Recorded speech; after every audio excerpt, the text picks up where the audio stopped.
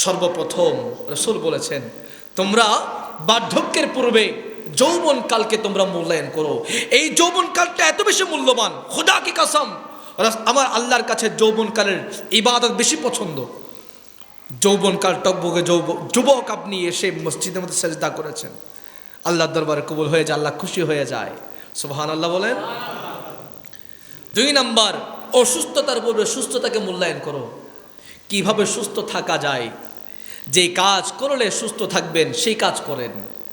অসুস্থতা হলে আয় হায় আমি যদি ওই কাজ না করতাম আমি সুস্থ থাকতাম, আফসোস করে কোনো লাভ আছে? জোরে মোটরসাইকেল চালাইলেন, পাটা হারাই গেল, হারানোর পর চিন্তা করতেছে মোটরসাইকেল যদি আস্তে চালাইতাম তাহলে পাটা ঠিক থাকতো। এভাবে করে হারানোর পরে চিন্তা করলে তো হবে না, ঠিক কিনা বাবা? আপনার একটা খারাপ কাজের কারণে আপনার মান সম্মান চলে গেল, আপনার একটা অবৈধ কাজ আপনি ধরা খেয়েছেন, আপনার মান সম্মান চলে গেল, পরিবার পরিজন সবাই পরিবার থেকে আপনাকে বের করে দিচ্ছে, আপনি আফসোস করতেছেন আয় হায় হায় আমি যদি খারাপ কাজটা না করতাম, আমি যদি খারাপ কাজ না করতাম তাহলে আমার পরিবার আমাকে এভাবে লাঞ্ছনা দিত না, মানুষ আমাকে এভাবে বেইজ্জত করতো না। কথা বলেন না, ঠিক কিনা?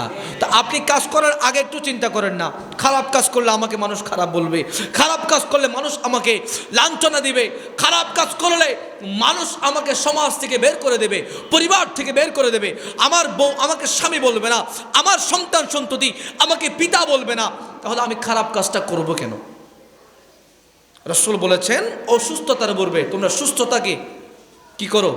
মূল্যায়ন করো। বৃদ্ধ হওয়ার পূর্বে যৌবনকালকে মূল্যায়ন করো।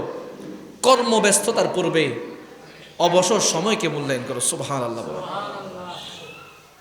জোহরের আজান দিল, মোবাইল টিপতেছিলাম, মোবাইল টিপতেছি, আজান দিচ্ছে একটু পরে যাব একটু পরে যাব, যাইতে হঠাৎ করে একটা কাজ চলে আসলো, ব্যস্ততার মধ্যে জড়াই গেলাম, নামাজ কি আর পড়া হলো?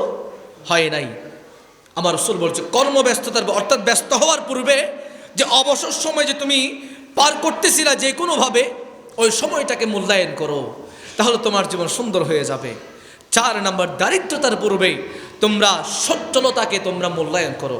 আমি যখন সচ্ছল আছি আমার ভোগ বিলাসিতা বেড়ে গিয়েছে, আমি যখন সচ্ছল আছি আমি আল্লাহকে ভুলে গিয়েছি, আমি যখন সচ্ছল আছি আমি ইসলামকে ভুলে গিয়েছি, আমি যখন সচ্ছল আছি আমি ইসলাম থেকে বের হয়ে গিয়েছি, আমি পশ্চিমী কালচারকে আমি আমার আদর্শ হিসেবে বেছে নিয়েছি। যাইতে যাইতে আল্লাহ পাক রব্বুল আলামিন আপনাকে পরীক্ষা করলেন সম্পদ দিয়ে। আল্লাহ 2 ভাবে পরীক্ষা করে, একটা হচ্ছে দিয়ে পরীক্ষা করে, আরেকটা হচ্ছে নিয়ে পরীক্ষা করে। আপনাকে আল্লাহ দিয়ে পরীক্ষা করলেন, আপনার সচ্ছলতা আসলো, আপনি আপনার অতীত ভুলে গেলেন, আপনি আপনার অতীত ভুলে গেলেন, কোত্থেকে এসেছেন, কেন এসেছেন, আবার কোথায় যাবেন, এই মূল থিওরিটা সূত্রটা আপনি ভুলে গেলেন। যাইতে যাইতে এমন অবস্থা হলো আল্লাহ পাক রব্বুল আলামিন আপনাকে পরীক্ষা করেছে, আপনি পরীক্ষায় ফেল হয়ে গেলেন, আপনার সচ্ছলতা চলে গেল, দরিদ্রতা চলে আসলো, তখন আপনি চিন্তা করতেছেন আয় হায় হায় আমি তো সচ্ছল ছিলাম, যদি সচ্ছল থাকা অবস্থায় যদি আমি আল্লাহকে স্মরণ করতাম, সচ্ছল থাকা অবস্থায় যদি আমি মসজিদ মাদ্রাসার সাথে থাকতাম, সচ্ছল থাকা অবস্থায় যদি আমার দানটা ওই বুট ক্লাবে না হয়ে, আমার টাকার খরচটা বুট ক্লাবে না হয়ে মসজিদের মধ্যে হতো, মাদ্রাসার মধ্যে হতো, গরিব দুঃখীর মাঝে হতো, তাহলে অন্তত আমার এই যে কঠিন সময়টা আমার ফেস করতে হতো না। কথা বলেন না, ঠিক কিনা? আমার রাসূল তারপর বলেছেন, মৃত্যুর পূর্বে তোমরা হায়াতকে মূল্যায়ন করো। হায়াত, নিজের 40-50 বছর হায়াতটা বাজে কাজে, জুয়া, বিভিন্ন ধরনের খারাপ কাজ কারবারের মধ্যে নিজে হায়াতটা ব্যয় করে দিলাম। মালাকুল মউত চলে আসলো, মালাকুল মউতের ফেস দেখে আমি ভয় পেয়ে গেলাম, মালাকুল মউতের যে রূপ দেখে আমি ভয় পেয়ে গেলাম। আয় হায় হায়, খতিব সাহেব তো বলেছিলেন, মসজিদের ইমাম সাহেব তো বলেছিলেন, মালাকুল মউতের 2টা রূপ, একটা হচ্ছে ভয়ঙ্কর, যে মানুষ খারাপ, যে মানুষের আমলগুলো খারাপ কাজ দিয়ে ভরপুর, ওই মানুষের কাছে মালাকুল মউত আসে ভয়ঙ্কর রূপ দিয়ে।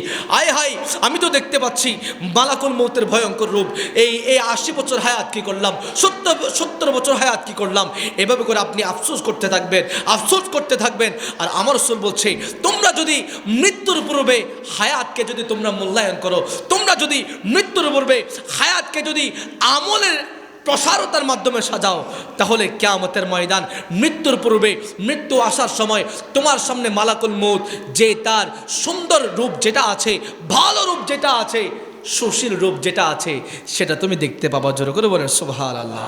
সর্বোপরি নিজের হায়াতটা যদি রসুল পাকের গোলামিতে পার করেন, রসুল পাকের গোলামিতে পার করেন, মৃত্যুর পূর্বে আমার রসুল আপনার কাছে আসতে পারে। সুবহানাল্লাহ বলেন। বিশ্বাস আছে না নাই?